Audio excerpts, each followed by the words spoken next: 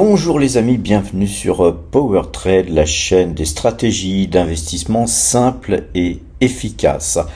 Aujourd'hui, le CAC 40 est passé vendeur, il nous a fait un petit sale coup, il nous donne un faux signal, donc on a dû couper et tourner, voilà, donc ça a été fait sur les marchés futurs, comme vous pouvez le voir ici, donc on a vendu 2, quand on était acheteur de 1, et ben nous sommes vendeurs d'un contrat futur actuellement.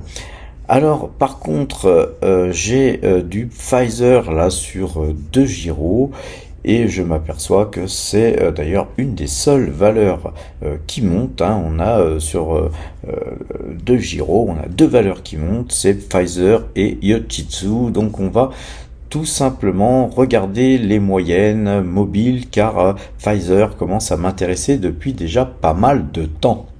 Alors regardons sur zone bourse ce qui se passe sur Pfizer. On va retirer d'abord voilà toutes ces lignes qui nous dérangent pour avoir une visibilité sur justement ce qui se passe sur ce titre. Alors vous voyez, en termes de sociétés sur lesquelles nous avons des fortes hausses d'ailleurs, puisqu'on a Yoshitsu qui gagne 4,10%, DNOASA qui gagne 3,69%, Taiwan Semiconductor plus 1,62%, Binance, on a des Binance, des coins en pause, donc voilà, ça monte, et puis Pfizer qui prend plus 0,74%.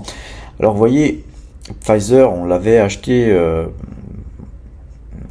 un petit peu après le Covid, dans cette zone-là, quand on parlait de vaccins, et puis alors on s'est bien gorgé de pognon, on a fait plusieurs allers-retours, et puis je pense que, je me rappelle plus, mais je pense qu'on a vendu sur les 55, qui est pas loin de 55, c'est-à-dire qu'on était jusqu'à on a été jusqu'à 61 et quelques, On a vendu à 55, on a super bien gagné sur ce titre.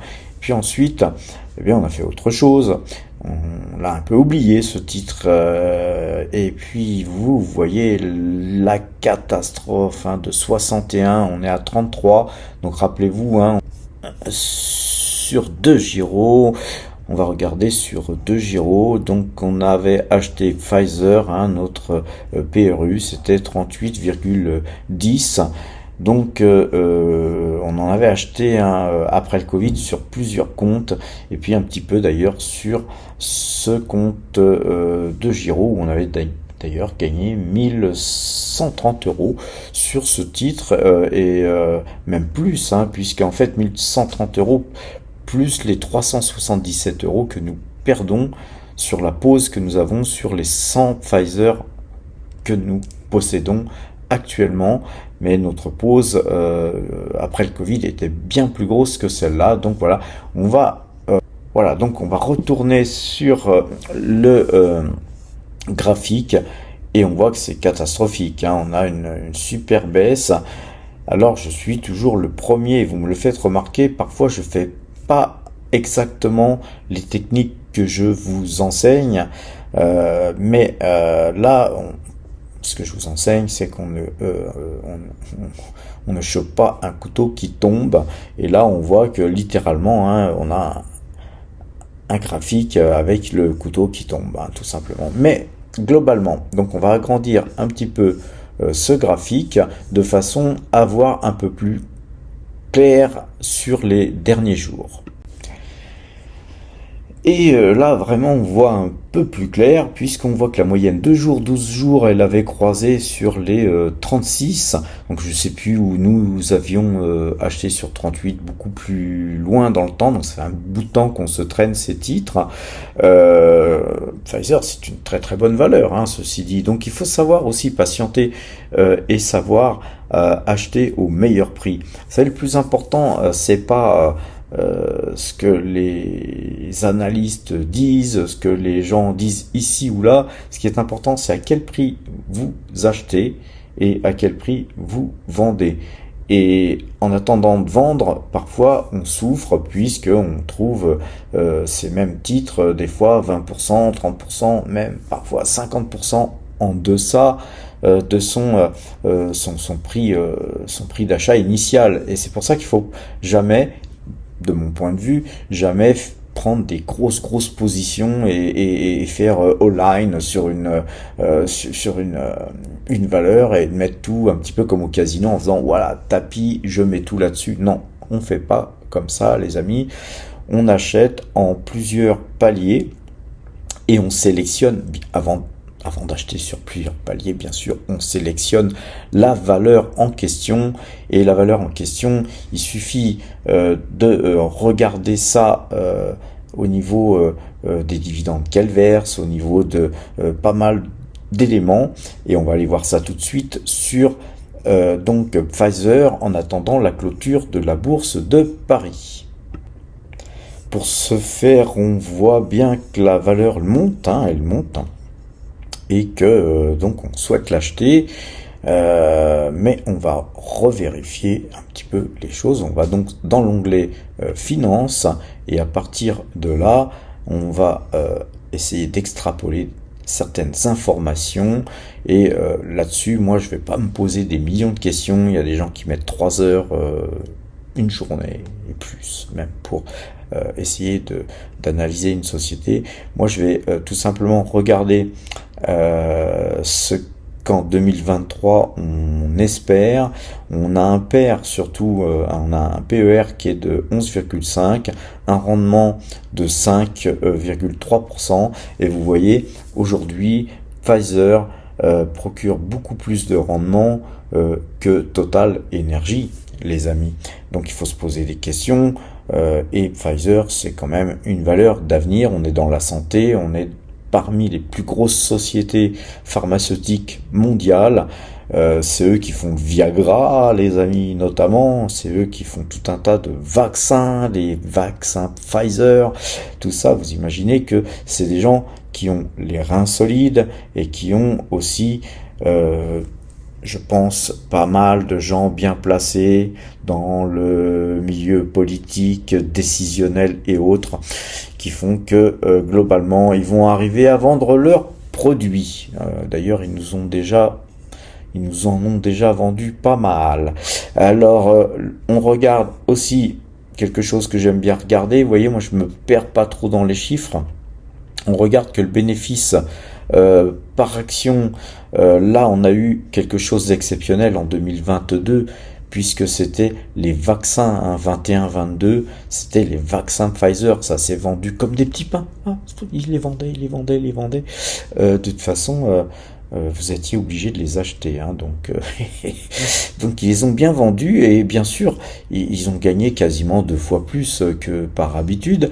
Et puis là on va reprendre maintenant une phase ascensionnelle, je pense, avec un rythme régulier, mais on va plus parler de vaccins. Ils vont bien nous pondre peut-être une petite maladie comme ça, mais pour l'instant regardons les chiffres tout simplement, on va dire présentés, et on voit qu'il y a des marges de entre 21 et 26%, estimées même jusqu'à 27% en 2025, ça me paraît très très bon. On voit qu'il y a un dividende qui est censé augmenter jusqu'à 2025, donc augmentation du dividende, tout ça c'est très très sympa. Et puis voilà, le dividende par action, on voit que la société elle était endettée, mais grâce au vaccin, eh bien écoutez, elle a presque plus de dette, c'est magique, c'est absolument magique. Et puis un ROE, quelque chose que j'aime bien regarder, c'est les revenus nets qui sont divisés par les capitaux propres, et moi il me faut au moins 10, si possible 15. Écoutez, là on est à 17 en 2023, donc c'est parfait. Donc on va acheter ce titre, regardons un petit peu s'il monte toujours, il fait plus 0,68%.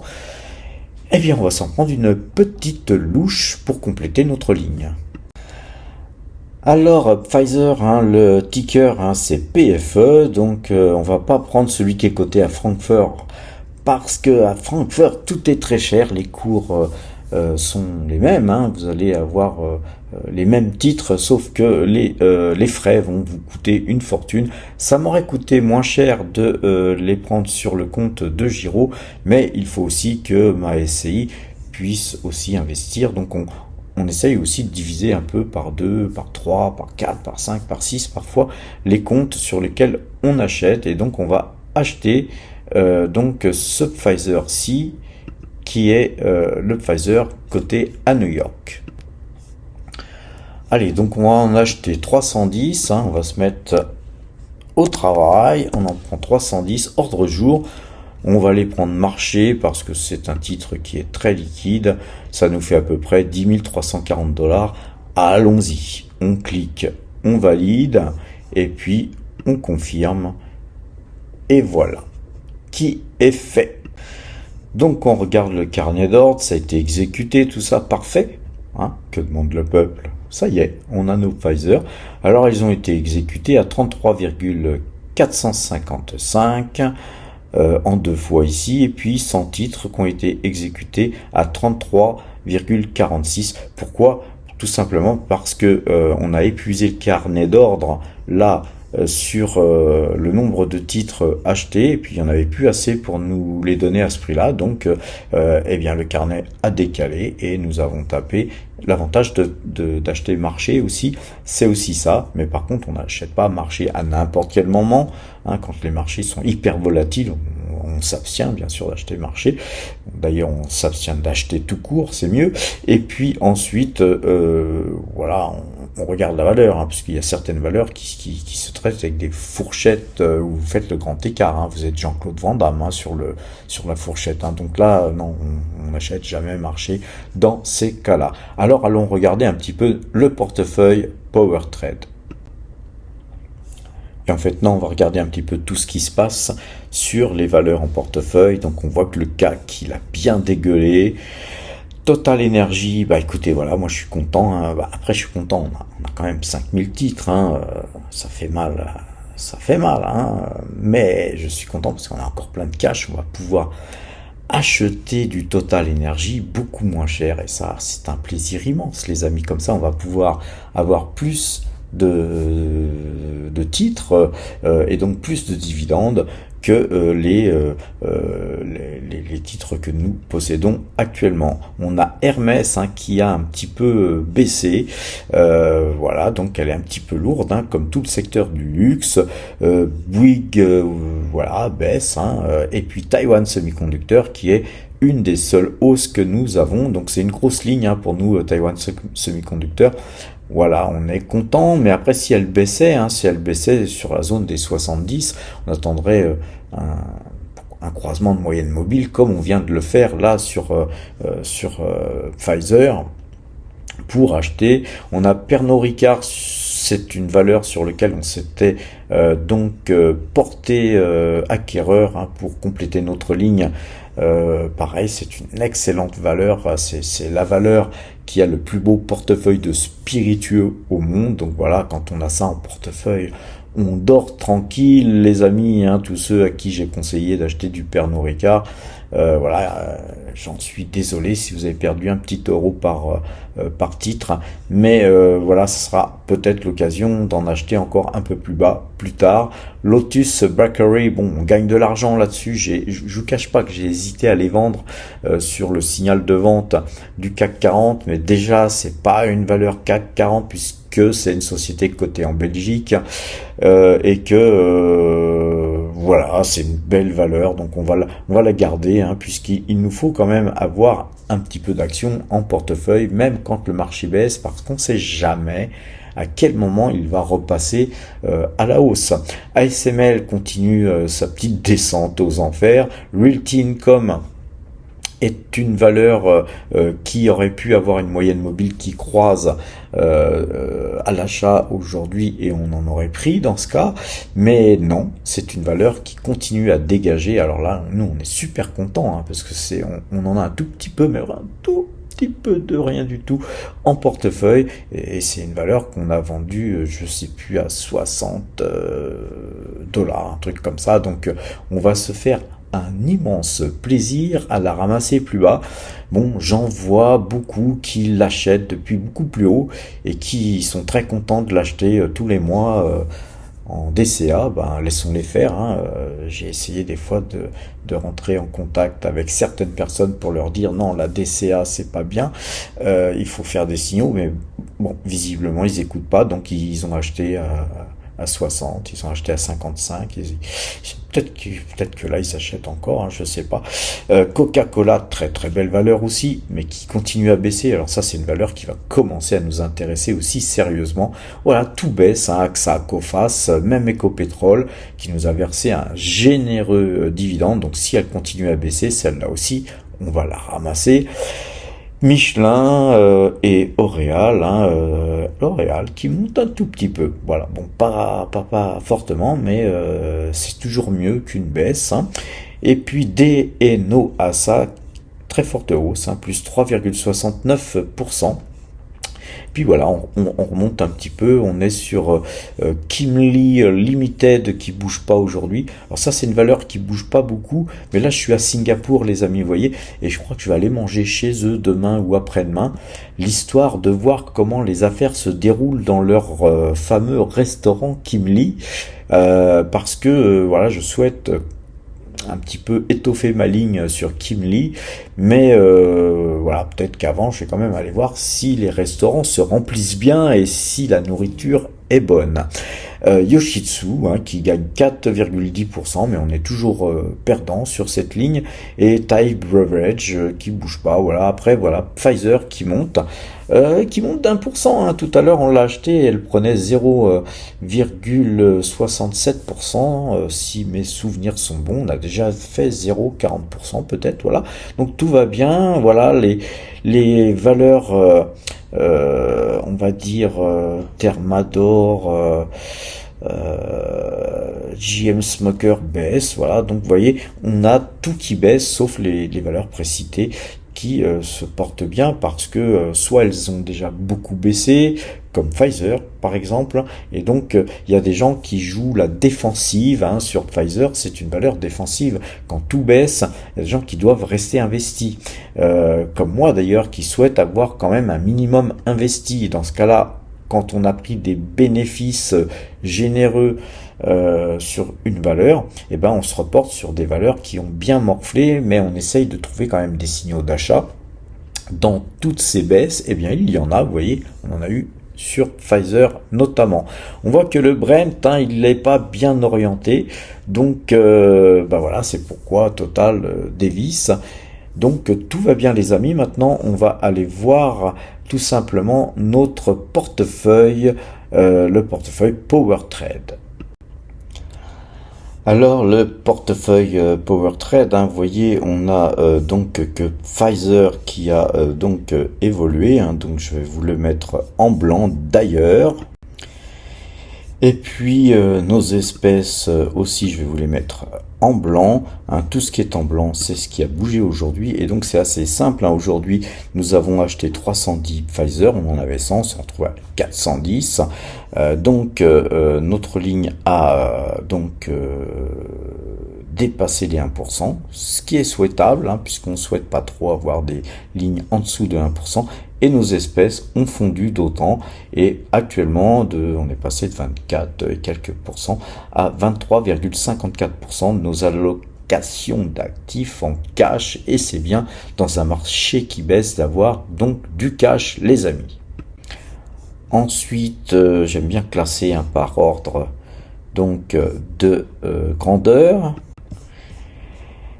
Et on va donc déplacer tout simplement ça vers le bas de façon à mettre Pfizer à sa place, hein. Comme ça, vous voyez ce que je fais tous les jours pour que ça soit propre. Et là, on voit que B&J Food doit remonter d'un petit cran de façon à ce que tout soit bien classé par ordre,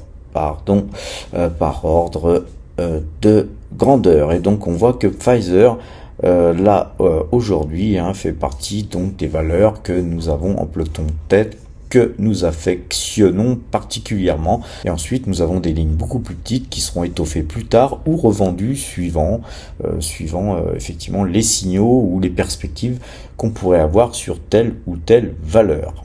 Alors le portefeuille débutant, les amis, il gagne 173,92% depuis le début de l'année. Donc c'est vraiment un beau parcours et évidemment, ça baisse puisque Total baisse aujourd'hui. Donc un phénomène tout à fait naturel. On ne peut pas non plus avoir des hausses tous les jours, bien qu'on a eu des AdSense qui ont compensé une partie de cette baisse.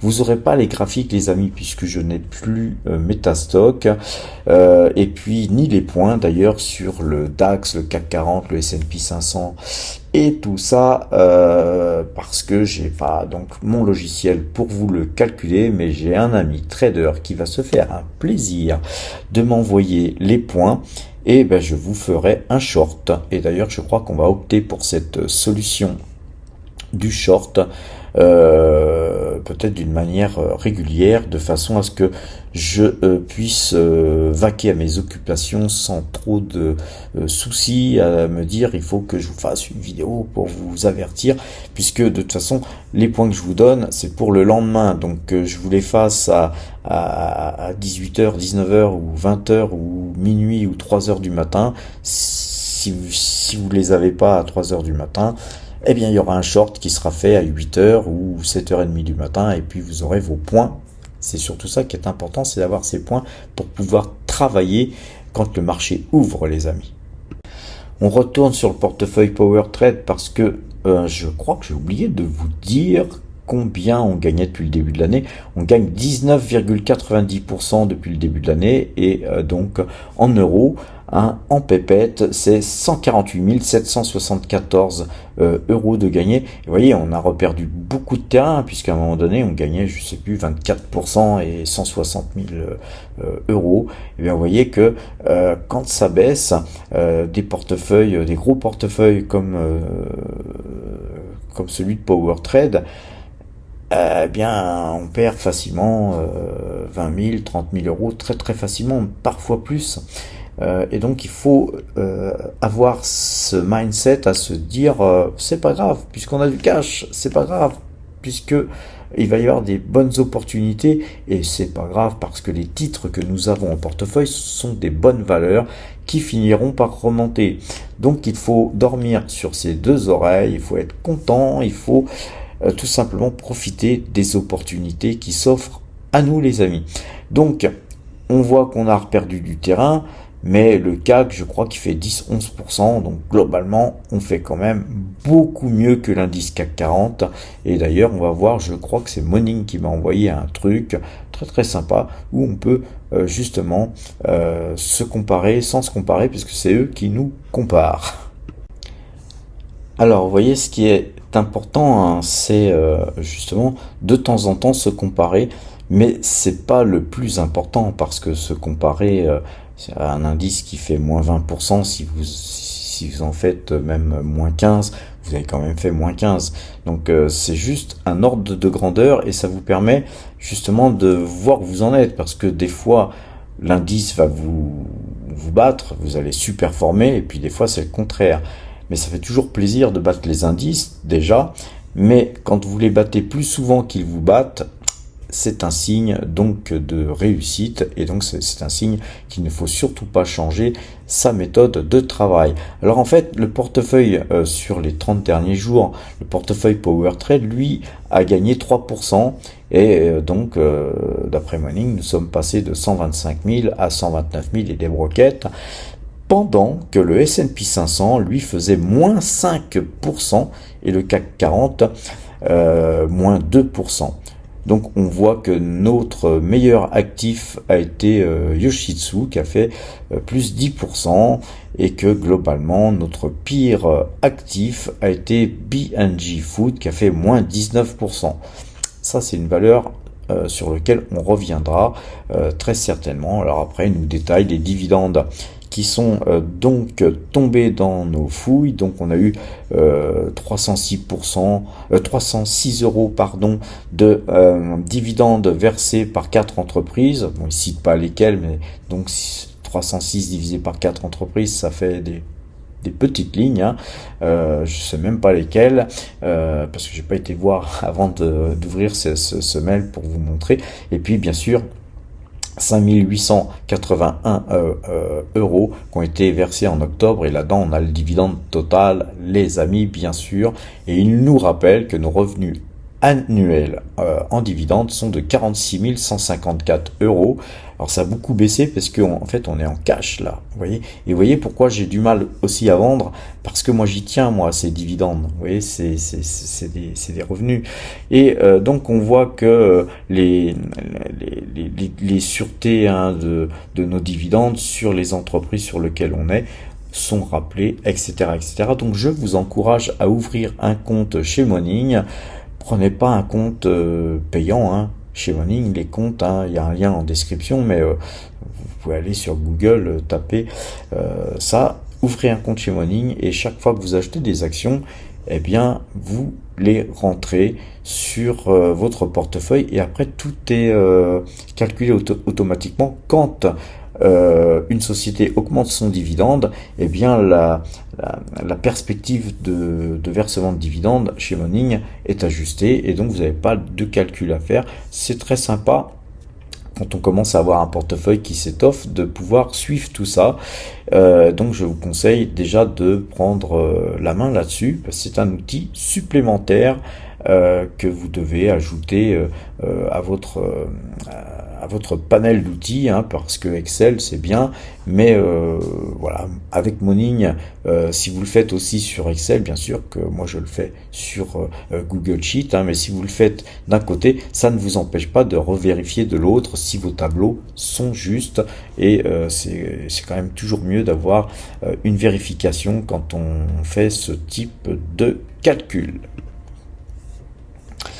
Alors les amis, hein, je suis à Singapour. Là, quelle heure est-il à Singapour? Il est minuit 1. Vous voyez, il est un petit peu tard. Et donc, je suis en vacances. Je vais pas vous faire d'analyse graphique tous les jours. Je vais un petit peu alléger les vidéos. Je vous ferai plutôt des vidéos aussi peut-être sur ce que je trouve d'intéressant à Singapour, d'une part, et puis d'autre part, je continuerai à vous montrer ces portefeuilles, hein, que je peux valoriser, hein, puisque j'ai mon Mac, il n'y a pas de souci. Et puis par contre, je vais vous donner les points par rapport à ce qu'un ami m'enverra, puisqu'il les calcule aussi, et à partir du moment où je les ai, je vous fais un short, et par contre ça sera du vocal, hein, ça sera pas avec des images. Je vous ferai un short pour vous donner les points d'inflexion des marchés qu'on regarde habituellement. Voilà les amis, je vais vous souhaiter une bonne fin de soirée, portez-vous bien et à demain.